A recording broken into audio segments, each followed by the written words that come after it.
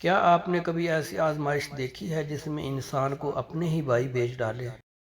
کیا آپ نے کبھی سوچا ہے کہ صبر اور ایمان انسان کو تخت تک لے جا سکتا ہے؟ تو دوستو آئیے سنتے ہیں قرآن مجید میں بیان کیا گیا ایک خوبصورت واقعہ۔ یہ واقعہ ہے حضرت یوسف علیہ السلام کا۔ حضرت یوسف علیہ السلام حضرت یعقوب علیہ السلام کے بیٹے تھے، جنہیں ان کے والد گرامی سب سے زیادہ محبت کرتے تھے، لیکن یہ محبت ان کے بھائیوں کو ایک آنکھ نہ بائی۔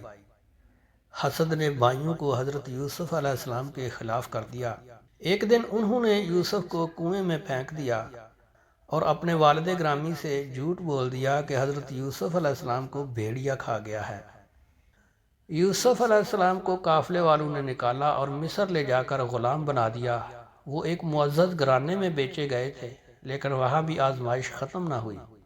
وہاں پر حضرت یوسف علیہ السلام پر جھوٹا الزام بھی لگا، جیل میں بھی ڈال دیا گیا، لیکن ان کے صبر، تقوی اور خوابوں کی تعبیر کی صلاحیت نے انہیں دوبارہ قید سے نکالا اور مصر کے بادشاہ نے انہیں اپنا مشیر بنا لیا۔ یہ وہی یوسف تھے جنہیں ان کے بھائیوں نے بیچ دیا تھا، اور آج وہی بھائی ان کے سامنے مدد کے لیے کھڑے تھے۔